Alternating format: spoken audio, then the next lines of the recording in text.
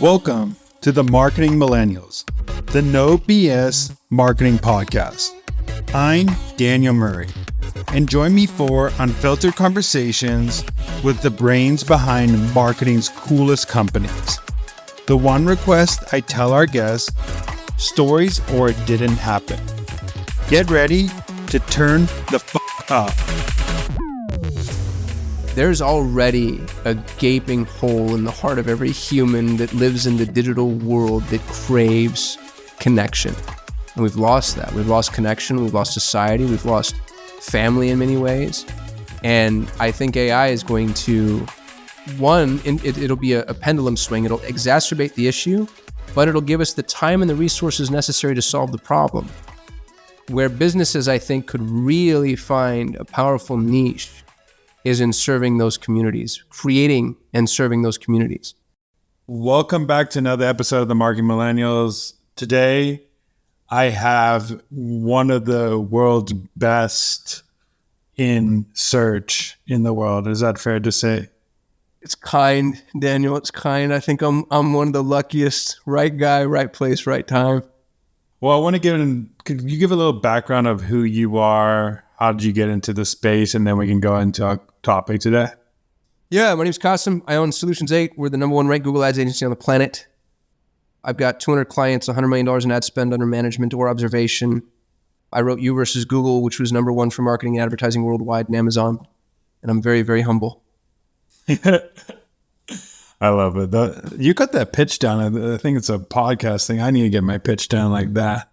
Yeah, you get good at rattling that crap off pretty quickly. There's more to it. There's, perpetual traffic and the driven mastermind and all that stuff, but I wanted to be cautious about exhausting people's patience. And here I am dropping those names anyway. It's all good. I mean, you go listen to those podcasts and go check out all he's doing. But I want to get to the topic. I think one of the biggest things that are going around is AI. There are AI experts that popped out of nowhere, and then there's like truly people who know AI. But I want to go into AI and search because I know a lot of people I've talked to don't know how to use AI for search, and then also how to optimize AI search to be better for the AI pro scripts that are running out there. So let's dive into first, how are you seeing people use AI for search to improve results, to make their lives easier? The first thing I'll say is be really careful about using third-party AI-driven applications and laying them on top of marketing channels like Facebook or Google Ads. Google Ads is already AI-driven. So AI driving AI or managing AI is unto itself a philosophical conundrum, number one. Number two, Google's AI is $1 trillion AI. Your AI that your nephew built in the basement is not $1 trillion AI. So you're taking your bubblegum and duct tape AI and you're slapping it on Google and telling me like, oh, we're going to make some improvements here. I don't buy it unless there's a specific use case, like tracking attribution, for instance. One of the core rules I offer people is I don't like AI to AI sans human intervention at the moment. AI to AI communication in the future, of course, is, it's going to be just like any other Zapier integration. But while we're still working through the kinks, let's say, and I'll give you really specific examples. There's a MarTech company called Pixis that we're strongly partnered with. And Pixis provides AI targeting, AI creative, AI attribution. So using targeting and creative as an example, if the AI-driven mechanism comes to you and says, hey, Daniel, we should choose these targets, the next step in the process would be developing creative for those targets. Well, if you don't have any human intervention in between those two processes, the AI comes over and says these targets and then begins developing creative. And then, they also have AI governance, so then begins running ads. Nobody's confirmed that the targets are correct. Nobody's confirmed that the creatives are relevant. Nobody's confirmed that the governance is actually going the direction that you want it to go. And until we have AGI, artificial general intelligence, where a computer is actually as smart as a human, you need someone to at least thumbs up that stuff. So be really careful with third-party tools. Using the AI in-app, which, Google, I think the strongest, most deliberate, most direct application we've seen of artificial intelligence inside of Google specifically is Performance Max. And dude, Performance Max rolled out in 2019. Like, this isn't new. AI is only new to people who, like ChatGPT is just the interface, right? Like, we've had GPT-3 since it's 2.5 years old or whatever. Performance Max is an AI-driven marketing mechanism that goes out and attempts to accomplish goals that you give Google. And what's crazy is it works phenomenally well. But where people go horribly wrong is they think that they can manage it the way they've managed every other media buy in the history of media buying. And the analogy I give people is media buying used to be a Formula One race car. You're flying down the road 200 miles an hour, making micro decisions every fraction of a second, hands on the wheel, you're in control. Now, media buying with AI is interstellar space travel at the speed of light. You don't get to drive the spaceship. There's no steering wheel. Instead, you're here to serve the machine, direct the machine. And if you can make that one paradigm shift in your mind, then AI becomes infinitely more accessible to you. But if you try to A, over-index towards manual intervention, or B, be not only completely hands-off, but layer AI on top of AI on top of AI, I think those are the two poles. That's the spectrum. I think in both ends of that spectrum, I think you're headed for catastrophe. I think the answer is somewhere in the middle.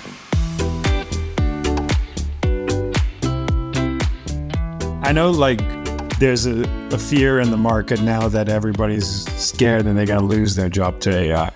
So what could people in search or paid start doing to level up so they become not beaten by AI, but their job is safe because they know how to use AI to their advantage versus obviously the media buyers that are making this small changes and they don't have any other skills are going to eventually get replaced because AI is going to be better than them. But there's that strategic part and then there's that human part of media buying where I think that your audience better than everybody. If you at some point, I think the AI might learn it, but they're not talking to humans every day. Humans are unpredictable. AI has parameters that become predictable.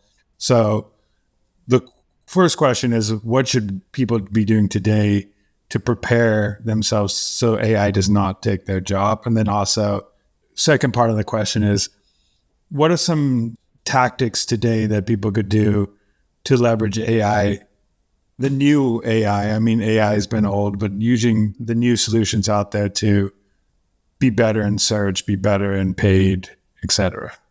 So part one, I'm going to be Chicken Little here a little bit. OpenAI, which is the organization that owns ChatGPT, funded the largest universal basic income study in history. That's not an accident. It's not an accident when the company that is coming in and building the mechanism that can effectively accomplish more or less any endeavor begins looking at the future and saying, well, what happens when we really can do all of these things? On a long enough timeline, especially when robotics catches up, I don't see a task that AI can't accomplish, from media buying to landscaping. I think that's a practical reality that we all need to face now. And there's some things that you can do in the short term to delay the inevitable. But what's interesting about it, man, is it's oddly disparate. To give you an example, radiology. A radiologist makes $440,000 a year to start. It's a high-end job, radiology. AI beats radiologists 1,000 times out of 1,000. Radiology right now today is effectively obsolete outside of just legislation. Like, governments and health insurance companies want a human's eyeballs on it for whatever reason, call it risk mitigation, which is hysterical because the computer's far less risky than the human is. But radiology as a job is gone. And there are so many jobs like that that are already technically obsolete, and now we're just waiting for the industries to catch up. Media buying is for sure one of those. I think graphic design is one of those. Many types, not all types, but many types of content creation, especially things like translation, repurposing, editing. I'm not saying any of this to depress anybody, but if you owned a chain of Blockbusters, you'd rather be having this conversation about Netflix than the other conversation. So the guys burying their heads in the sand saying like, oh, I love it when everybody talks about, we went from the horse and buggy to the car and everybody thought it was going to just, destroy every industry. And all it did was create new industries. Here's the difference though, and this is what people don't understand. Using that analogy, we're the horses. And there used to be like 600 million horses in the United States, and now there's 30 million horses in the United States, and they're all used for, recreational activities. The need for human labor, intellectual or physical, is going to diminish on an exponential scale. Uber and Lyft are the largest employers in the United States, sans the U.S. government. Self-driving cars exist right now today. That industry's gone. Again, it's just a legislation issue. So start zooming out is the short answer. And it's maybe a much longer conversation than we want to get into. But if you're in the airlock, think about every job, every task that happens in marketing. You said during our pre-roll that you're the top of the T, which I really like for a T-shaped marketer. If you're in the base of the T, your job is for sure taken by AI. You're in the airlock. So I run Google Ads. I log into one dashboard. I manage this one channel. This is what I do. AI can do that. Now, if I zoom out, let's say that you're a media buyer doing Google and Facebook. That's not an airlock. Google and Facebook need to interact. They both overly attribute. They both lie about their data. You need to kind of determine the impact Google has on Facebook and Facebook has on Google. And if you take AI at the moment works within Facebook, works within Google, but does not yet work on top of both of them. And so one way to increase your longevity is to zoom out. And if you just did Google before, now you're doing Google and Facebook. And then also stop trying to do anything from a day-to-day perspective. It's now strategic. You're not making day-to-day incremental changes. You're looking at 90, 180, 360-day views of data and trying to strategically understand more global views of impact theory, let's say. The problem is AI is going to get really good at all that too on a long enough timeline. It becomes a question of obsolescence. Right now today, you're safe. 2 years from now, you're probably going to be replaced. I'd say, dude, I think we've got a 3 to 5 year period where arbitrage is a really big thing. And instead of my end customer using the AI, I'm just selling them the AI. So instead of me doing the media buying, now I go find the software that does the media buying better. I manage the software, the customer pays me. And I've got 3 to 5 years to be able to do that. But on a long enough timeline, it's only going to matter of time before the customer goes, what do I need you for? I can press, stop and go as well. And then the agency model, the arbitrage model begins to get whittled down depending on whatever it is that you're doing. So I think strategy, reporting, analytics, attribution, those things have a much longer timeline than management and creation. But, even the strategy, the reporting, the attribution, dude, AI is creative. Have you played with Midjourney?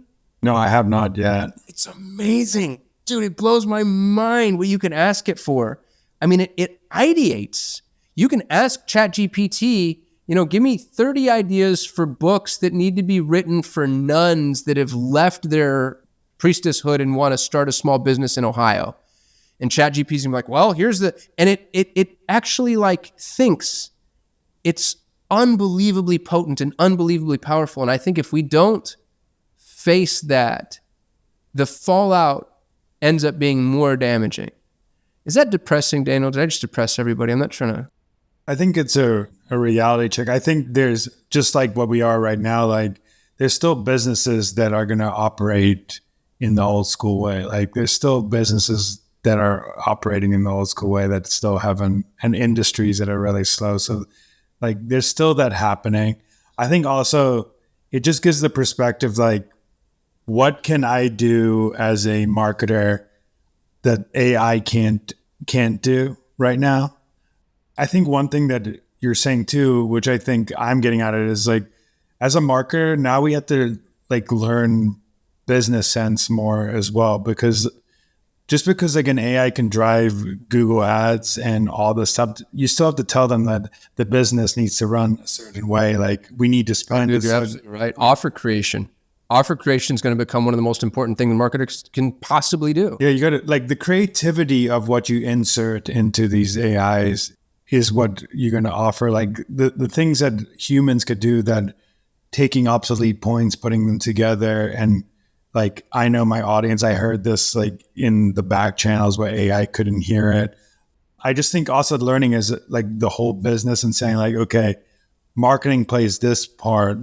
I need the marketing function to do X, Y, and Z and operate at this level. Because I think if you don't understand the business as a whole, you could tell AI to do certain things, buy certain things, run ads at a certain CAC, have certain CPLs, get this many customers. But at this end of the day is how does that connect to every part of the business? How am like, just because we're getting that CAC, does that mean it's helping the business? Like now we got to start thinking as like, how do we work with finance? How do we work with CS? How do we work with sales? And how can we make the marketing function and the inputs into the AI way better? Because that's how people are going to win now. Because a lot of marketers right now are running marketing functions the wrong way. So that's the problem. And even if you give AI is what you're going to tell it to do. Like you could tell it to run ads, but like maybe you don't even need to run Google in your industry. Like, and you just have Google ads running. Like maybe you don't need to run Facebook ads, but you just say, my friend says to run Facebook ads, so I'm going to use AI to do it. Like I bet eventually AI will tell you like, do these 5 channels and you'll be successful. But then you need to have some sort of competitive advantage because someone else could use the same thing. So the only thing that left is like being human and being creative. Like those are the 2 things that are going to like save. Yeah, well, which just speaks to that, the point that I'm trying to make and maybe making poorly, which is just zoom out. Stop. If you're zoomed in, if your job is to zoom in, the zoomed in jobs are going to be taken. Zoom out. Broad spectrum thinking, be creative, connect the dots. And then there's something to be said for, and I think this is where every business should have a community connected to it. I don't care what you do. If you sell hammocks, great. You've got a community for, I don't know what it would be, avid readers, outdoorsmen, campers, some community that's loosely related to whatever it is. I've got a Google Ads agency, so I've got a community of agencies. There's already a gaping hole in the heart of every human that lives in the digital world that craves connection. And we've lost that. We've lost connection. We've lost society. We've lost family in many ways. And I think AI is going to, it'll be a pendulum swing. It'll exacerbate the issue, but it'll give us the time and the resources necessary to solve the problem. Where businesses, I think, could really find a powerful niche is in serving those communities, creating and serving those communities. And you see that already now. I own a mastermind. Every member of my mastermind, almost without exception, is a member of at least 2 masterminds. Nobody just joins one. And then I know some people that are parts of 4 or 5. There's no way you're getting an actual ROI past your 2nd or 3rd mastermind. Like now you're just desperate to connect with people. And I think that AI is never going to be able to do that, or at least I hope not. If we get to that point, if we're all, running around holding hands with androids, I might check out. But that would be the direction that I'd drive everybody, and anybody can do it. A local preschool to, an e-commerce biz, SaaS company, fintech, martech, I don't care. You can build a community element into your business, and that would be a really hard thing for a computer to usurp. Thinking of things that AI can't do that you can connect, like podcasting, like you're the human. It's going to be weird if an AI runs the podcast with someone. Maybe they have the voice of someone, but if you have a video podcast and talking, you're connecting with that as human to human. Live events, maybe the AI could put together the event for you and make it look nice in the future, but it's still, you have to be attending. You have to be the community, like you said. You got to find ways to create those live connections right now, because otherwise... Right. A lot of people are doing what you're saying, is like all they're doing is like digital businesses are running ads, and they're like, oh, screw events, screw this, screw that. But the people who are investing in those human connections now are going to start winning in the future because they're... Absolutely. Well, dude, for the listener, it does not benefit me to say any of this. You think about what I do for a living. I'm talking about the death and destruction of my agency. And in near term, by the way, I think agencies have 3 to 5 years as they currently exist before we all just become, reporting entities, and it becomes more about attribution than anything else. It won't be management that I'm selling any longer. So I have no vested interest in this narrative outside of the fact that I just think it's the truth. I think this is what happens. And I think with that becomes a whole world of possibilities, not least of which are just taking old antiquated businesses and embedding AI into them. All the SaaS companies and the consumable e-com product stores, of course, they're going to go AI. Great. What about stonemasons or dry cleaners or Italian restaurants? What if you were to go figure out how to bridge the gap between, like these kind of old, tired, less sexy industries and help amplify everything that they do? Now it becomes AI supply chain or AI ordering or AI process management or AI recruiting, or, there's a bunch of little automated processes in between the manual services that are necessary in order to really amplify the efficacy of that business.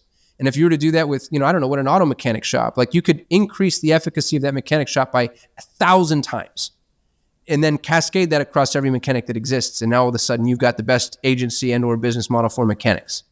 There's a ton of opportunity here. We just have to make sure we're pointing our muzzle in the right place. And also like the stuff that the AI would do, what make a lot of those businesses great is the service they give to people, the one-on-one connection, like an Italian restaurant, like if they're more efficient in the kitchen and ordering food and being able to stay in business, they can now focus on, people, which is like the whole point of like that restaurant. Dude, I read that something like 30 to 40% of all restaurants' food is thrown away. Yeah. 30 to 40%. So imagine if you had an AI-driven mechanism that did nothing but monitor food wastage. And now you're sizing your plates perfectly, and you're ordering your food perfectly, and you're managing your perishables perfectly, and you're running your promotions perfectly. 30 to 40% of your COGS all of a sudden are managed. Bam, just like that.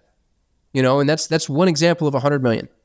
I'm a card-carrying prepper. I've got 50,000 rounds of 7.62x3.9 and potassium iodide in my garage. Like, I am prepared for all the things. I've never been more optimistic about humanity in my entire life than listening to Sam Altman talk about the capabilities and possibilities of AI. It fixes all supply chain issues. It fixes world hunger. It fixes energy management. It fixes injustice in our legal system. Like, it is an unbelievable miracle. And it's such an exciting time to be alive. It's just, there's so much that's unknown. And unknown scares people. And that's the reason why. But I also want to go into one topic we talked about at the beginning is, so there was the first wave of search is like, how could I improve search for the internet and rank better? The second wave now is people are going to start searching on AI tools to find things. So how should people be prepared to optimize their website, their content, to be able to let the AI spit out their things first? Because, for example, if I say, go type in right now, what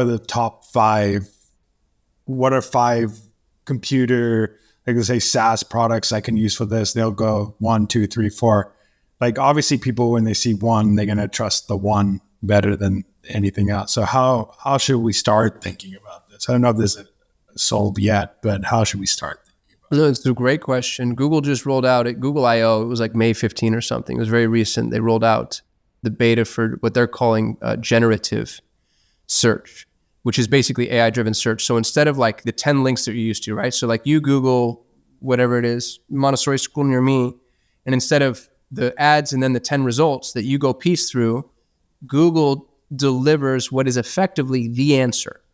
And it's in this colored highlighted box, and it's independent of the search results. And it includes references and also follow-up questions that you could potentially ask. But it's a paradigm shift. We've gone from, hey, choose your own adventure. Here's a bunch of results that we think could be relevant. You go figure them out. 2, hey, here's what we think the answer is.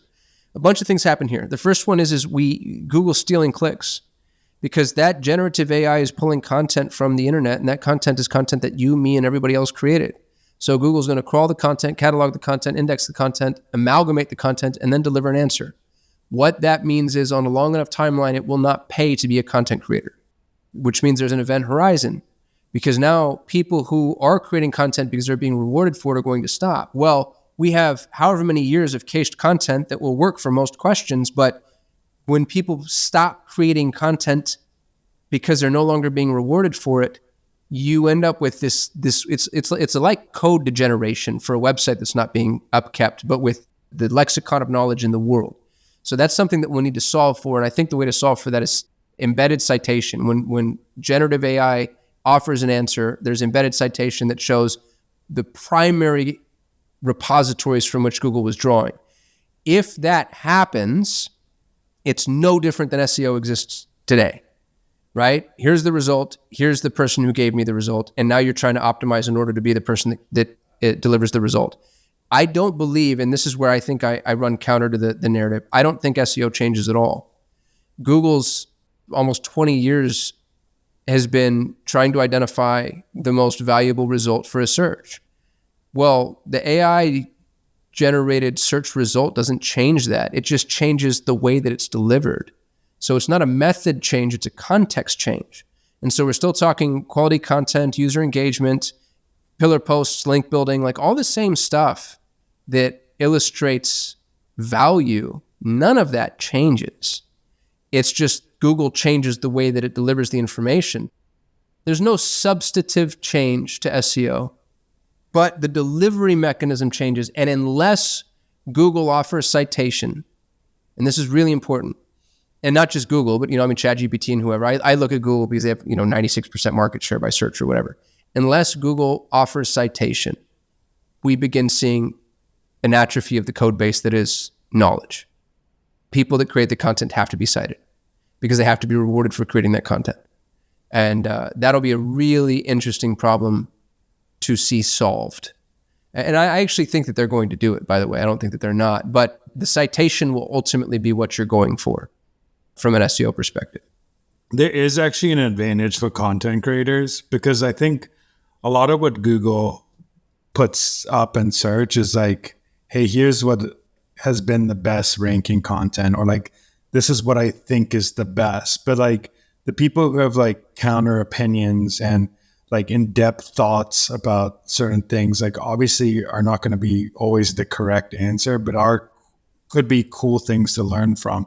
Like I think content creations will stem from like putting out generic basic content, which it has been for a long time, to, hey, how could I add my own like human emotions, because I've tried to replicate like Marketing Millennials like vibe in ChatGPT and all these things, but like it can't write with the funniness and like the human nice thing yet. And it probably could do it in the future once we can archive all like Marketing Millennials. Yeah, I think that's a data issue. As soon as it has enough data to draw from, the more data, it's quality in, quality out. And I think the one thing it can't do, like it can give you an opinion, but like also humans have a lot of like opinions that they get from a lot of things. So like if you can add more opinionated stuff into your content, and because like for ranking, it's good. Like ranking, having like the best results, good. But like for content creation, sometimes people want to read like the counter of everything that you have. So it could be good for content creators in that sense. Obviously, you can use AI to help you with a counter argument, but then you add your own spice to it. So I think right now, for like content creators, like if you just add the human and like use AI as a tool, I just flipped the narrative and said like, this is just making my life easier as a content creator so I can put out more content at a greater speed so I can serve my audience better, at least for now. But yeah, it's like trying to learn what inputs to put in to make you a better content creator right now. What is a marketing hill you would die on? Marketing is relationship building. Digital marketing is relationship building at scale. We're constantly fighting this weird narrative that is manipulation. So if I can just get you to see my logo enough, or, these neuroassociative conditionings, or this, sequence of events in this way, it's the difference between Stephen Covey's personality ethic and character ethic. The personality ethic says if you smile when you see somebody, they're going to like you because you trigger the dopamine receptors in their mind. The character ethic says smile when you see somebody because you're genuinely happy to see them. And I think the character ethic of marketing is that marketing is relationship building. And the way you build relationships is you give. You give first, you give last, you give more. And I know that sounds like really Santa Clausy, but it's just kind of also true. And you can do that at scale. We've all been exposed. I think Apple does this really well.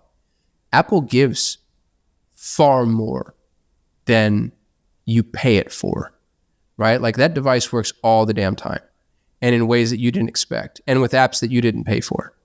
And they're one example of a bunch of them. Google's another really good example of that. Google, every feature offered by Google effectively is free. Now, there's the argument that if the product is free, then you're the product. But you end up having a relationship with these entities. And we can do those as small businesses, as podcasts, as content creators. You can build a relationship. So the hill that I die on is marketing is relationship building. I don't think that's Santa Clausy at all, because I think so many people forget the narrative. And I think it needs to keep being reminded to a lot of marketers, because we all been guilty of this. Like we have to hit a number. So we start doing things that become unrelationship building and start like ruining relationships. But there's a term that Adam from Workweek, CEO of Workweek, and I love a lot, but a lot of people think about like positive signaling in the market. Like if I put out this piece of content, I'm helping someone, if I'm doing something, but a lot of people don't think about negative signaling in the market. Like if I'm doing too much, or I'm annoying people too much, or if I'm interrupting too much, or I'm asking for too much, like how is that affecting my audience? Like in the short term, yeah, we're getting that revenue goal, but like how much are you deteriorating your existing customer base? You're hurting the relationship. Exactly. And you can't measure that. It's a hard thing to measure, like I am hurting X amount of relationship, but like, and also people only think about the customer level, but what about like you're being marketing to these people who've been in consideration phase of your product for years. They love you. They're just not ready to buy, and you keep being annoying to them. Now you're turning off potential buyers. So like there's things that you got to think about, like maybe missing the revenue goal by this much to not do that one annoying thing will be X amount in the future. Like these little negative signaling things that people don't do. And that's all comes down to relationship building and the principle of like giving more than you're asking for. But a lot of people do the opposite, is ask more than they give and have less value than more value. Last question I have for you is someone we're starting their marketing career today, what is a piece of advice you would give them that they will come back 2 years from now and thank you for? Niche down. Niche. You can niche until you think you've niched too far and then niche further. There's no such thing as a niche that's too small. Dude, it took me 15 years to learn this. You make more money, you have less headaches, you offer better service, you charge more, you give more, you know more, you're more effective. Niche. And you can niche on two axes. There's the industry axis and then there's the service. So it's what service do you provide to what industry? And start with the service if you're in doubt. Now, if you have really amazing inroads, if you're like, oh, my dad's the president of the Chiropractic Association of America, great. Go niche down on chiropractors. Good for you. But if you don't have those inroads, go find the service first, because niching down on an industry still gives you the disadvantage of having to come to the meeting with all the tools on your tool belt. And then you're the idiot. And I was this idiot, by the way, for a decade. You walk into the room and you're like, all right, what do you need? Now you're not a solution provider. You're a handyman. What's broken? And then they're going to point you at what's broken. Well, now you've got 20 clients in 20 industries with 20 problems and you're running 20 different businesses. There's no way you can scale that. And you always look incompetent. Niche down. First, choose the service or a small slate of services that you want to offer. And it's okay to be a little broad in the beginning while you're learning, but go in with the expectation to niche. And then once you've isolated your service, then niche down on an industry. I've got the number one ranked Google Ads agency on the planet. We started out, the company's name is Solutions 8 because I used to have 8 core service offerings. We did web and mobile and SEO and video and content and social. And it was a nightmare. And it was my business partner. I'm not even the smart guy. It was my business partner who identified, he's like, dude, everybody who's successful with this long-term is successful in Google Ads first. So we started to use Google Ads just as a litmus test to see if they could even survive in their competitive market. We got so good at Google, we niched down to Google. And every time I cut off a service, I made more money. It's the thing where you just become the best. You've been known as the best at one thing. It's even better if you're in an industry and you're known as the best Google Ads for like SaaS companies, or the best at Google Ads for... Oh, dude, 100%. That's what I should have done. If I were smart, I would have done Google Ads for e-com. But you're absolutely right. And you don't even need to be the best. If you're in the top 10, anything, you've got $1 million business and it's more scalable. It's easier to hire. It's easier to manage. Your processes are easier. It's easier to sell when you go to exit. Like there's nothing about niching that's of detriment. It looks like you're missing out. So fight FOMO, because you're going to be like, oh my goodness, I have to say no to all this work. And it's like being an actor. I watched this really interesting documentary it was called The Guy from That Thing or something like that. And it was about all these actors that have like worked consistently their entire lives, but you wouldn't know who they are. And one of the resounding narratives was, I didn't start getting real offers for work until I started turning work down. Same thing happens in the marketing world and the agency world. Know who to say no to. Know when to say no. And when you say no, there's just something about it, energetically or cosmically. It starts to align you with who you say yes to. And people respect that. They're like, oh, you actually know what you're providing, what service you're providing. And the people you say yes to want to hear no too. We don't do creative. So people come in, hire me for Google Ads, and they're like, all right, when do we get started in creative? I'm like, I don't do creative at all. You have to figure that out elsewhere, do it internally, or I'm not the right solution for you. And I've lost clients because of that. But the clients that I keep, I have way better relationship with them than if I tried to figure out how to do creative as a non-creative agency. I'd have just pissed them off. I also think one thing about the niche that I think is good to know is like, if you're doing two things, if you're top 10% in Google ads in the world, like let's say you're top 10%, but then you go to an industry where there's like not many of those things, now you become like the top 3% in that industry. So like you could go from being like the top 10% and I guarantee you if you become the top 3% in a certain niche, that even the top 1% that hasn't been working in your niche as long as you and knows it, You're going to be better. You're going to be better. So like that's like the top 10% can be scaled down if you even niche further. But then if you think of one niche, you become like, okay, I'm just 10% now. But if you're a big fish in a little pond. That's like someone told me too, like it also with marketing skills. Like if you become like you said earlier, but like top 10% of Google ads and top 10% on Facebook, and you combine those two, like who in the world are like both top 10% of both those skills? Now you become like more valuable than just being top 10% in Google. So like being like a table shaped marketer instead of a T-shaped marketer, and then having an industry with it, then you become like harder to beat. Yeah, I love that. You're a category of one. You're the only one. Yeah, exactly. Well, this has been great. I want to give you a couple minutes to plug where people could find you, where people could find your podcast, your masterclass, anything you want to talk about right now. Yeah, I've got a podcast. You can go to Perpetual Traffic. I've got a driven mastermind. It's $25,000 a year. You get in a room 4 times a year with the smartest people in the world. I've got an agency if you want somebody to help you run your Google ads. It's Obsolete.com. I shoot a YouTube video every single day. So just search for Solutions 8 on YouTube. And I'm pretty active on Twitter. You can find me at Kasim Aslam. Well, this has been great. Go listen to his podcast. This is definitely, if you want to learn about search and paid marketing, it's definitely the best podcast to go learn about that. This podcast, like we said, I think I said it online, is the top of the T. Like we're trying to learn everything here so we can become, I think you have to learn everything in marketing to be a great marketer. Otherwise you have just like you said, AI will destroy you. So, well, thank you so much for being on the podcast. This has been great. Yeah, thanks for having me, Daniel. Appreciate you. Thanks so much for listening. Tune in next week to hear more great insights from marketing's coolest operators. If you haven't already, please consider subscribing to the Marketing Millennials podcast and giving it a 5-star rating. It helps bring more marketers into our community.